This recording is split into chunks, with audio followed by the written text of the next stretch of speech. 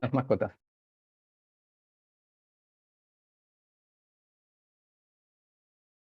Listo. Ya, ahí sí vamos, entonces. Primer punto, entonces, estos aspectos generales sobre población LGBTQIA+. Entiendo que la jornada que se está realizando no es específica sobre este tema. El tiempo que tengo no me alcanza para poder revisar todos los conceptos que están asociados para entender qué es la sigla o cuál es la población de la que estoy hablando. Pero básicamente, la población a la que me estoy refiriendo se refiere a los grupos con orientación sexoafectiva no heterosexual, con identidad y expresión de género no cisgénero, divergencias biológicas, que es el ámbito de las personas intersex, y como ustedes habrán podido ir viendo con el tiempo, la sigla va creciendo y se van haciendo necesario agregar explícitamente más letras en el acrónimo para hacer referencia a las identidades y expresiones no binarias. Entonces estamos hablando de personas, mujeres lesbianas, hombres gays, personas bisexuales, trans, intersex, queer, asexuales, arománticas y pansexuales, otras divergencias que podrían estar incluidas como dentro de este concepto paraguas. Para entender la evidencia que se refiere sobre salud mental a esta población, hay que entender un concepto clave que es la diferencia entre un factor de riesgo y una determinante social de la salud, ¿sí?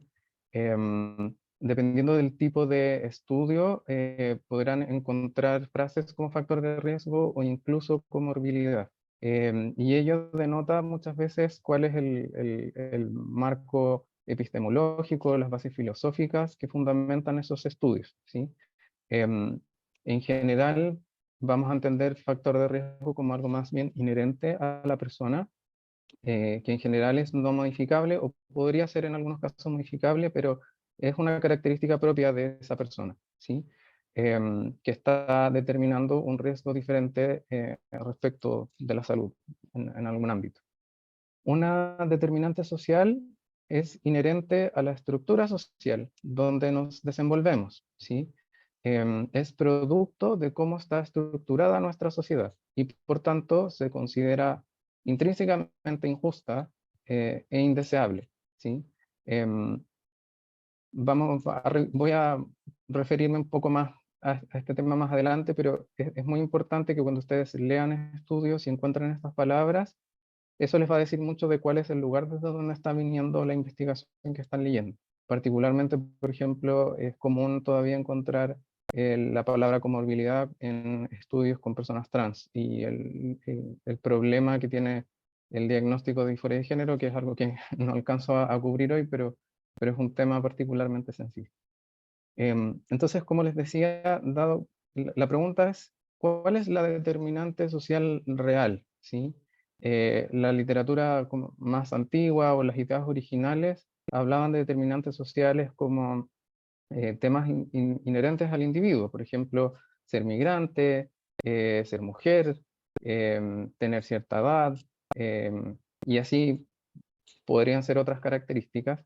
Y el movimiento actual está apuntando hacia denotar o apuntar cuáles son las reales determinantes sociales de la salud. Por eso en la literatura se habla de río abajo de los determinantes sociales o río arriba, ¿sí? En el fondo, qué tan cerca está del individuo lo que estamos observando. ¿Y por qué es importante eso?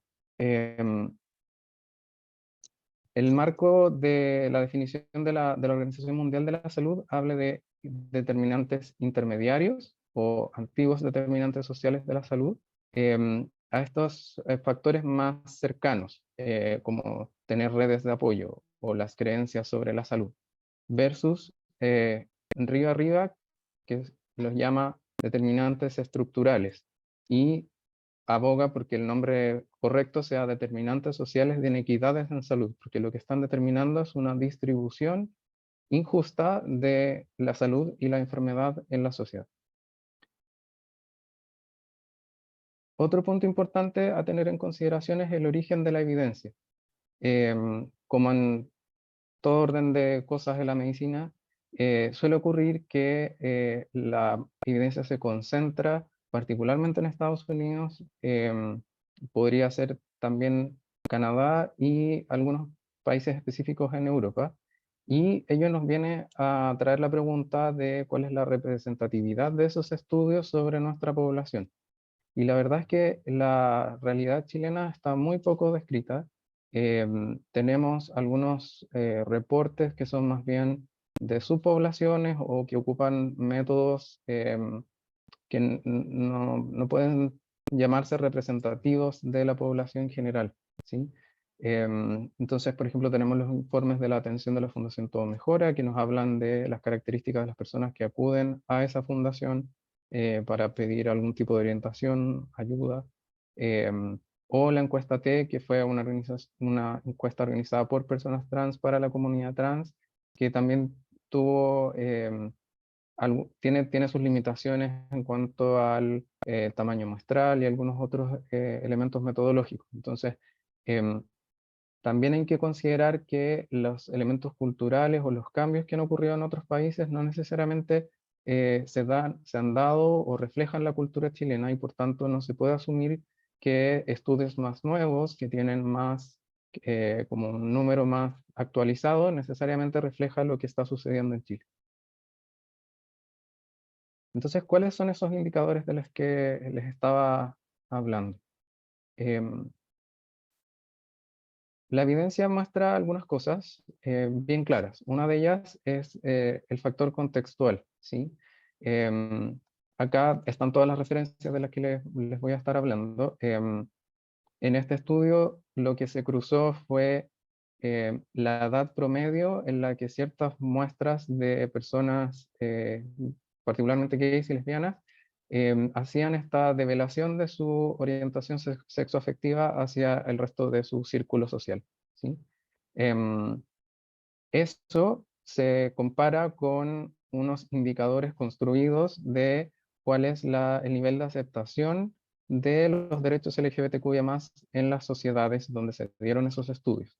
Y lo que se observa es que a medida que pasan los años, en estas sociedades específicas mejoran los índices de aceptación, y con ello, concurrentemente, baja la edad promedio en la que las personas develan una orientación sexoafectiva no heterosexual, ¿sí? Em, Esto se ha tomado desde muchos ángulos. Algunas personas dicen que esto pone a un lugar de particular fragilidad a las personas, porque la adultez en teoría tiene mejores recursos psicológicos en ciertos sentidos como para poder defenderse de potenciales agresiones, y que ahora la develación ocurre en la adolescencia media, sería como un momento más vulnerable. Pero desde otra vereda se podría decir que el estrés psicológico que se alcanza a acumular es menor si es que la persona pasa la menor cantidad de tiempo posible tratando de esconder algo o de ser alguien que no es. Entonces se puede leer desde ambas veredas. Em, Ahora, si se vuelve a revisar de manera más global, em, no alcanzamos hoy día a revisar cuáles son exactamente todas las tendencias en todos los números, pero esto es lo que ustedes van a encontrar en cualquier review, en cualquier estudio que trate de capturar cuáles son los problemas de salud más prevalentes en población LGBTQIA+. Los trastornos ansiosos, trastornos depresivos, consumo de sustancias, trastorno por estrés traumático, ideación y conducta suicida, que es algo de lo que estaban hablando recién. Y recientemente están las asociaciones con trastorno de la conducta.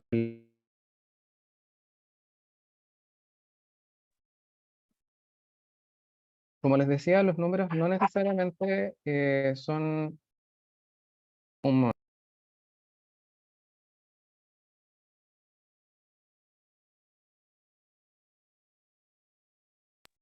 Perdón.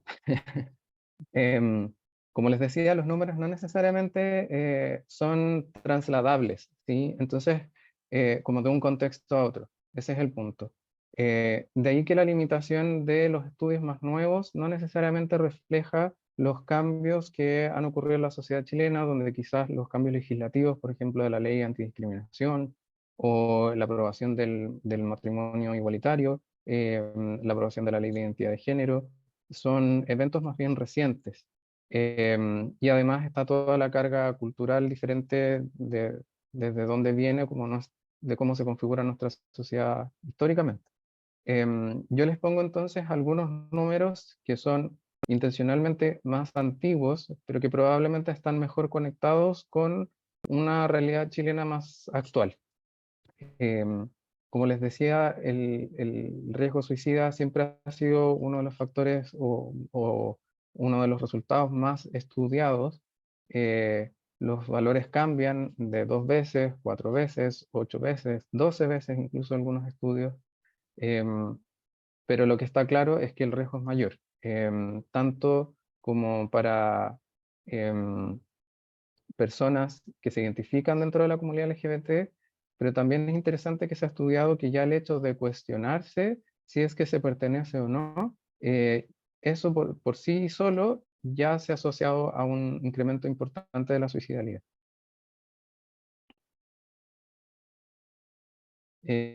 Cuando vemos las estadísticas relacionadas a personas trans, los números son muchísimo más desalentadores. La mayoría de los estudios, incluso la encuesta en Chile, muestra que eh, un cuarto de las personas, o a veces un tercio o la mitad, dependiendo de las muestras que se ocupen, ha intentado suicidio. No solo como el hecho de pensarlo, que en algunas muestras el reporte de experiencia de ideación suicida puede incluso llegar al 100% de las muestras que se han estudiado. Em, y lo otro relevante de los intentos suicidas es que de todas las personas que intentaron intentos de suicidio, esto es válido también en la muestra que existe de Chile, em, cerca de la mitad ocurrió antes de los 14 años y alrededor de un 3/4 ocurrieron antes de los 18. Em, y eso es muy importante considerar cuando se está evaluando, por ejemplo, o cuando se evalúa el hecho real de que la ley de identidad de género dejó fuera a las personas menores de 14 años, siendo que es donde parece concentrarse el mayor riesgo que conocemos. Em, Otros mediadores, por ejemplo, el bullying en personas trans llega a ser en tasas del 80%, siendo que esto es el bullying entendido como un abuso sistemático y dirigido, sostenido en el tiempo. No es la experiencia como de que me molestaron simplemente en el colegio, sino que es como ser el objetivo de un abuso sistemático, que eso en población en general anda en el orden del 1 hasta máximo el 5%, que cumple todas esas características. Entonces estamos hablando de muchísimas veces más. Ahora, si bien como hay concordancia en todos estos diagnósticos como los más frecuentes, em, no, hay también evidencia de que esto no es homogéneo, porque la población LGBTQIA+, no es no es toda igual, como los ejemplos que les estaba dando sobre las experiencias que tienen las personas trans, por ejemplo, respecto de las personas cis que son parte de la comunidad. Em, Hay estudios que muestran también que las personas bisexuales en algunos contextos tienen un mayor grado de desconexión social porque se enfrentan a un cuestionamiento doble, en el fondo, como en sus interacciones con las personas heterosexuales, son percibidas como no heterosexuales y muchas veces dentro de las comunidades LGBT podrían ser catalogados o como no suficientemente disidentes o como cuestionárseles su pertenencia si es que están en una relación, por ejemplo, en ese momento con una persona de distinto género. Em, Otro elemento importante y muy estudiado es la expresión de género, en el fondo cómo nos mostramos más allá de quiénes, cómo nos definimos. Es crucial en muchos entornos porque es un gatillante de agresión. Por ejemplo, una persona trans que se sale de los cánones sociales de expresión de género es más probable que sea objetivo de cualquier tipo de abusos. o no sé, un hombre cisgénero gay también se sale de estos cánones de expresión de género, también podría ser objetivo de otro tipo distinto de abusos o de mayor concentración de abuso. Em, por eso está tan estudiado también como factor mediador. Y lo otro es el elemento de la interseccionalidad, que es un concepto que viene de los feminismos como mujeres negras feministas, em, y que hoy día en el fondo está tomándose, creo yo afortunadamente, gran parte de la investigación relacionada a determinantes sociales de la salud, ¿sí? En el fondo, desde esta perspectiva, cada persona tiene una experiencia única donde se intersectan distintos sistemas sociales de hegemonía que determinan posiciones de privilegio y de opresión, y donde como la experiencia última de la persona resultante no es una suma como matemática de de todas las vivencias de opresión que tiene esa persona o de privilegio que tiene esa persona. En el fondo, no es una sumatoria de discriminaciones, o no es una sumatoria de opresiones, sino que el panorama es bastante más complejo que eso, y eso nos lleva a cuestionar un montón de otros sistemas sociales que también están determinando una distribución inequitativa de la salud y de la enfermedad en nuestras sociedades. Ahora, ¿cómo se manifiesta esto? Perdón. Em, Hay muchos sistemas neurobiológicos que están afectados por la vivencia del estrés crónico, ¿sí? Acá la imagen por alguna razón no se ve completa, pero em, la vivencia del trauma no es solamente una experiencia puramente emocional, ni puramente corporal, ni puramente cognitiva, ¿sí? Em, Todos los sistemas que están interconectados terminan poniendo a la persona en un estado que está concordantemente en alerta, ¿sí?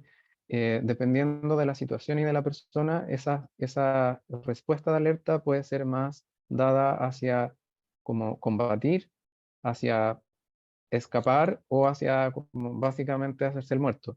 Esas son como las tres F que aparecen ahí como en la literatura en inglés sobre estas respuestas, ¿sí?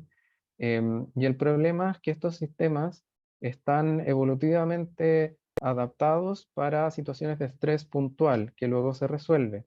Pero en situaciones de estrés crónico, todos estos sistemas finalmente empiezan a activar mecanismos que terminan produciendo daño a la salud, ¿sí? Em, lo otro a tener en cuenta es que estos sistemas empiezan a quedarse permanentemente activados en situaciones adversas o no.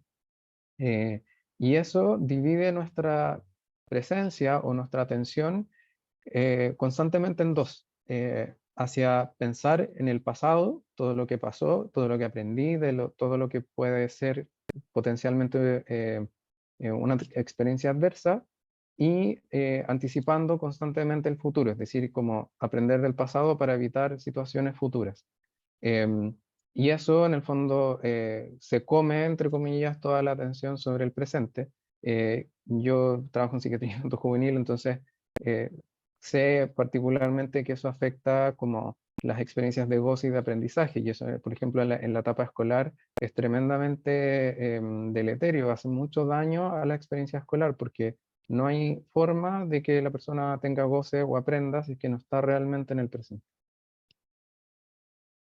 Em, Hay otras investigaciones que han mostrado distintas formas de respuesta, ¿sí?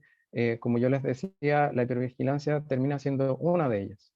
Pero otras expresiones también son, por ejemplo, la rumiación, que es una estrategia maladaptativa de regulación emocional, donde constantemente se, se vuelve sobre las causas y sobre el malestar que se está sintiendo, tratando de entenderse, ¿sí? Eso no deja a la persona finalmente desenganchar de esa emoción y como poder moverse a otra experiencia emocional. El aislamiento es un fenómeno dual porque se ha observado que, claro, la discriminación apunta hacia que las personas terminen siendo aisladas o marginalizadas, pero también hay parte de esta predisposición, esta como hipervigilancia, termina repercutiendo en otras actividades o en otras expresiones conductuales que terminan haciendo que la persona se aísle también desde su vereda. Y como les decía, todos estos elementos o desregulación neurobiológica altera otros sistemas y finalmente el eje hipotálamo-hipófisis adrenal, los niveles de cortisol, sabemos que son mediadores de que finalmente esto se expresa en tasas diferenciales no solo de problemas de salud mental, sino que también enfermedades metabólicas y de ahí un montón de otros problemas de salud probablemente también. Hablábamos hace un rato de estos sistemas, ¿cierto? De cuál es el sistema que está determinando esta distribución inequitativa de la enfermedad en la población. Uno de los conceptos que más se acuñó y que se ha estudiado es esta idea de la homofobia, que en realidad, como si estamos tratando de capturar la vivencia de toda la población LGBTQIA+, debería tener todas las letras, debería tener todas las identidades puestas en esa como fobia. Ahora, eh, fobia es un concepto también como clásico de la salud mental que se asocia a miedo, ¿cierto? Como un miedo irracional que en general hace que las personas quieran huir del estímulo. Por ejemplo, si pensamos en una aracnofobia, tenemos una manifestación de un miedo racional a una araña y esa persona generalmente lo que va a querer hacer es huir, eh, no necesariamente matar a la araña. Em, Versus el fenómeno como el lenguaje más clásico, que probablemente mejor le atañe, es paranoia. La paranoia es la sensación de que algo me va a dañar. Y hay autores que están hablando como de esta homoparanoia o transparanoia, esta idea de que esta persona por existir va a dañar algo que tiene que ver conmigo al final. Y en general la paranoia sí se asocia a esta respuesta más agresiva, que explicaría en el fondo más bien esta recepción de la agresión hacia nuestra comunidad. Otra forma de entender esto es como una forma más de violencia de género que tiene muchísimas ramas, y esta se la ha llamado particularmente violencia por orientación sexual, identidad y expresión de género. También lo pueden encontrar en literatura bajo ese nombre. Sobre este concepto, también lo otro que está permanentemente en la literatura es los fenómenos de externalización e internalización, es decir, la persona va incorporando todo este abuso, maltrato, formas de discriminación hacia sí misma, mientras que estas otras personas que se sienten amenazadas por la existencia de esta persona disidente, externalizan esa... es esa paranoia o esa fobia o ese sistema que está operando. Y eso se puede ver en distintos niveles, como desde el lenguaje, a expresiones más abusivas, hasta lo de extremo, que finalmente es la aniquilación de la otra persona, como quitarle la vida a sí mismo o a otra persona. Entonces, si hablábamos hace un rato de esto como río abajo, río arriba, em, finalmente, ¿cuál es la determinante social? Esa es la pregunta que hoy día está más en la literatura. Eh, ¿Será que realmente es ser LGBT una determinante social? ¿O será que como tratando de calificar las identidades estamos usando como una especie como de indicador indirecto, un proxy de otras cosas que están sucediendo? De conducta sobre la salud, de escasez de redes de apoyo, estamos tratando quizás de medir la discriminación, estamos tratando de cuantificar los discursos de odio, o finalmente cuál es el sistema que está operando acá. eh, Finalmente se le puede llamar que es el heterosis patriarcado dentro de muchas formas de violencia y de estructural que en el fondo el sistema ejerce contra las personas. Ahora, teniendo todo esto en cuenta, eh, ¿cuáles son los modificadores del riesgo? ¿Sí? ¿Qué es lo que está modulando que esto ocurra, que se exprese finalmente en la realidad? por un lado tenemos todo lo que está abogando o lo que está ayudando a que el riesgo sea peor, ¿sí? Y en ese sentido, la polivictimización o personas que concentran distintas formas de maltrato, está en el fondo como estos amplificadores que actúan sobre un riesgo que ya sabíamos que era elevado. Entonces, si decíamos como esto es 4 veces más, esto es un doble sobre eso, no es solo un doble cuando vemos esas medidas de asociación. Em, por otro lado, los esfuerzos por cambiar la orientación sexoafectiva y la identidad de género también tienen consecuencias muy nefastas. Por un lado, está estudiado que en general lo que hacen es lograr que la persona reprima sus conductas sexuales, pero no cambian su identidad. em, o reprima su identidad de expresión de género, pero su identidad no cambia.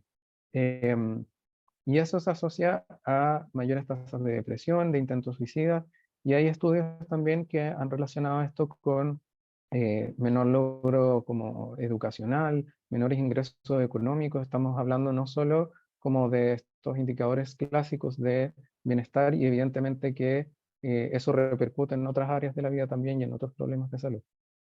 Em, y como yo les mencionaba, esto del aislamiento tiende a ser como el principal predictor. Se ha estudiado también la propia pertenencia a la comunidad y la participación en espacios de la comunidad como una especie de amortiguador de los efectos negativos que tiene la discriminación y el maltrato a nivel social.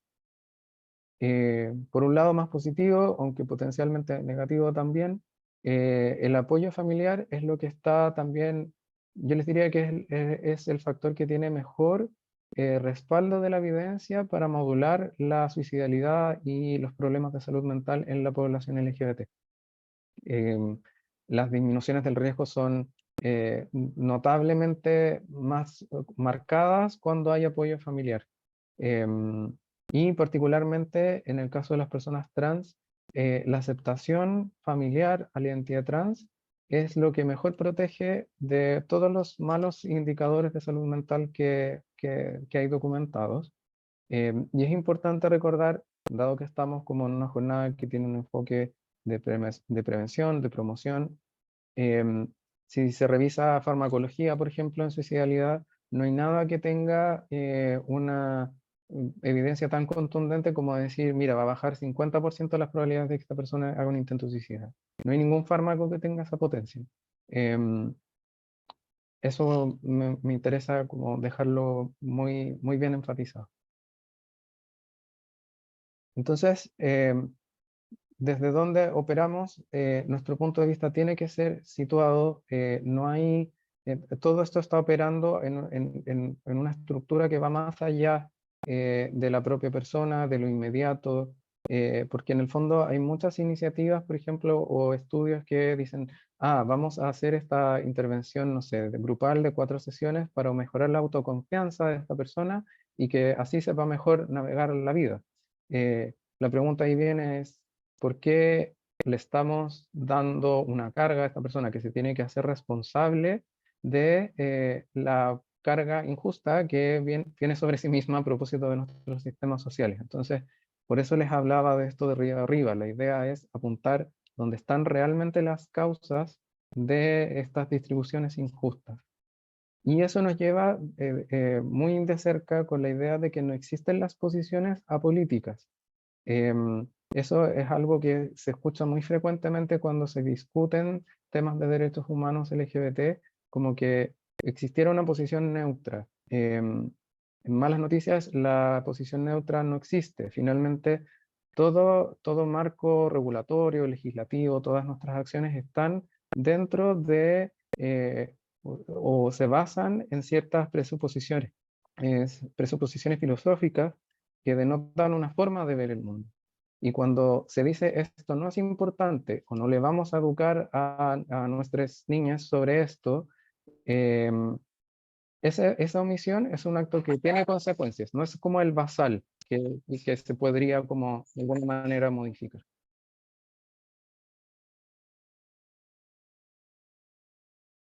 Em, de esta manera, entonces, el cuidado integral de la población se entiende a distintos niveles, ¿sí?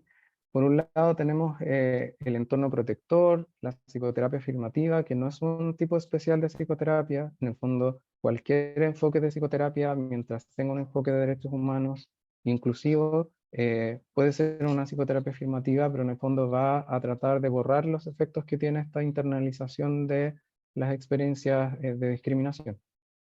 Em, el entorno inmediato, la terapia familiar, los grupos de apoyo, los grupos de pares, sobre todo en edad infanto-juvenil, son críticos para poder hacer que tenga un sentido en el fondo ese trabajo individual, porque si no es como estoy viendo a esa persona todas las semanas para ayudar a limpiar, entre comillas, o que se saque la incorporación de una discriminación que está viviendo todos los días. Es como tratar de sacar agua con el grifo abierto.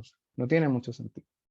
Em, y eso evidentemente implica trabajar con educar a los profesionales con trato directo a personas, y eso involucra, y por ejemplo el hecho de que estemos aquí hoy día hablando de este tema, es una forma de que se llegue a estos niveles de prevención, pero esto tiene que de alguna manera estar respaldado por políticas estatales. Tiene que haber un marco legislativo que apoye esto. En el fondo no se puede operar desde la nada, y desde ahí que este llamado a concientizar los efectos y la influencia política que tiene el quehacer médico, tanto en lo clínico como en la investigación. Entonces, sobre la investigación, un breve mensaje que eh, necesitamos como esta información, investigación comprensiva, multimétodos, necesitamos la información detallada, no necesitamos solo números o solo reportes como de experiencias individuales. Tiene que ser necesariamente con un enfoque interseccional y de alguna manera y el motivo por el cual en el fondo en otros países se está buscando otros enfoques, hay que incluir a la comunidad. En el fondo no se puede investigar desde este lugar como prístino, desde el delantal blanco, a esta pobre población que tiene un problema. No necesitamos como mesías o salvadores, necesitamos que se nos escuche. Y desde ahí, bueno, de ahí la importancia también en entrar en estos espacios, entrar en la institución médica, que es algo que toma tiempo, pero está ocurriendo. Necesitamos que la investigación sea explícita en su fundamentación teórica. Tenemos la mala costumbre de asumir que la investigación cuantitativa es objetiva, es neutra, como que los números son neutros. Los números no son neutros.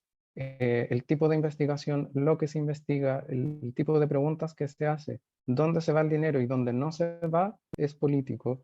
Y tiene en el fondo que ser explícito en esta fundamentación que va más allá y que tiene que ver en el fondo con la filosofía de la ciencia, que es algo que tampoco estamos muy acostumbrados a escuchar. Como les decía, finalmente esto es una forma también disidente de hacer investigación, porque lamentablemente tampoco esto ha penetrado a un nivel en que sea como la generalidad. Y por último, necesitamos investigación que esté centrada en los mediadores, porque finalmente esos son los efectos modificables. Necesitamos investigar y cuantificar la discriminación, las experiencias de odio, los discursos de odio.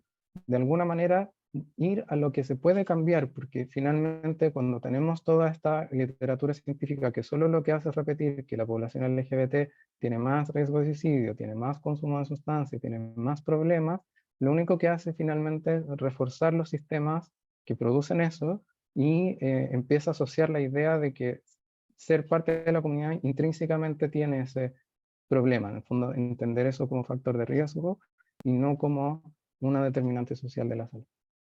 Em, Ese es el mensaje que les quería entregar hoy. Espero que haya sido valioso para ustedes escuchar. Sé que hay muchas cosas en las que se podría profundizar más. Me interesa también escucharles a ustedes sus preguntas, comentarios.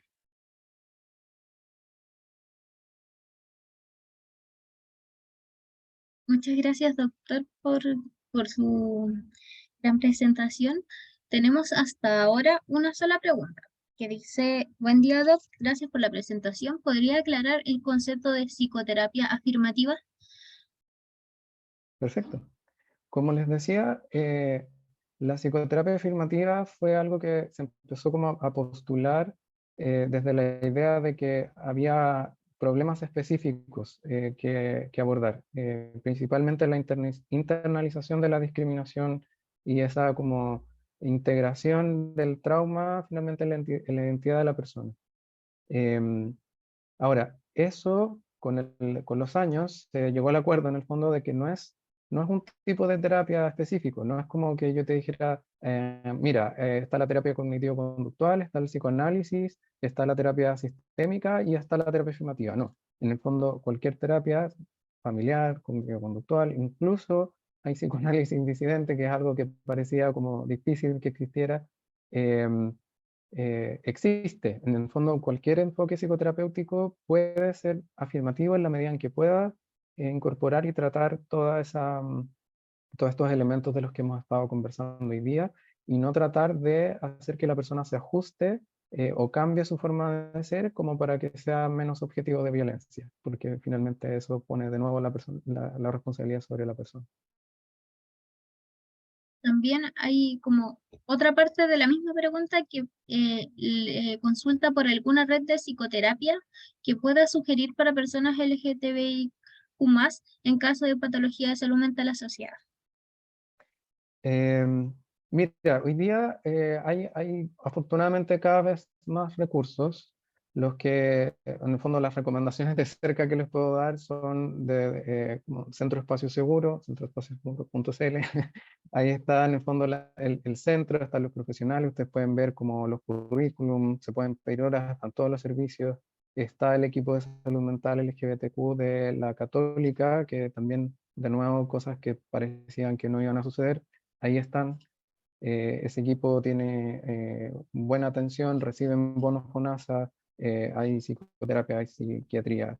Y el otro como sello que les puedo hablar, la Fundación Todo Mejora tiene una especie como de certificación de ciertos centros de salud, que son centros de salud en el fondo generales, como un centro de salud mental, un centro de psicoterapia, que en el fondo completó una capacitación con la fundación y tiene una especie como de sello que certifica que esos profesionales completaron esa capacitación y realizan una atención que es segura para la comunidad.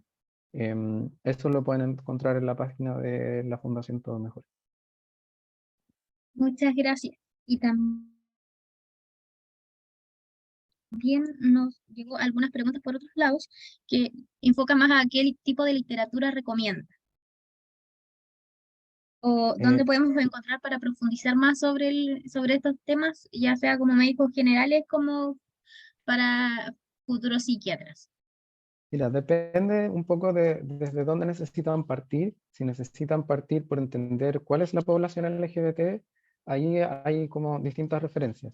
De nuevo, la Fundación Todo Mejora, OTD, que es una organización de personas trans, tienen unos manuales que la gracia es que son locales, están en español, hablan sobre la realidad chilena, que definen los conceptos y delimitan bien quiénes son quiénes si es que necesitan partir por ahí. Em, si es que no necesitan esa aclaración y necesitan en el fondo los números, yo les puedo, bueno, les puedo hacer llegar en el fondo las referencias de la presentación de hoy día. Hay buenos reviews que en el fondo han sintetizado mucho de esta información y son un buen pie para seguir adelante. Y los otros son los polos o como los centros que llevan como lo más innovador en ese sentido. Está Pink Therapy como terapia rosa. Ese es un centro importante, el otro es el Instituto Fenway, también les puedo dar esos nombres. En el fondo son núcleos donde se produce mucho de la evidencia y mucho de la investigación sobre intervenciones también de qué es efectivo y qué no es efectivo. Muchas gracias, doctor. Estaríamos muy agradecidos que nos haga llegar la información y Claro, nosotros la compartimos a través de redes sociales a también los asistentes. perfecto. Así será. Con eso yo creo que estaríamos finalizando porque no hay más preguntas hasta ahora.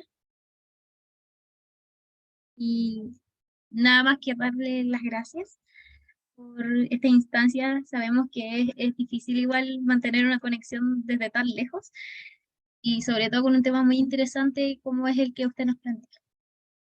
Bien, pues yo muy feliz de estar aquí presente y que los medios nos permitan hacer este tipo de cosas hoy día.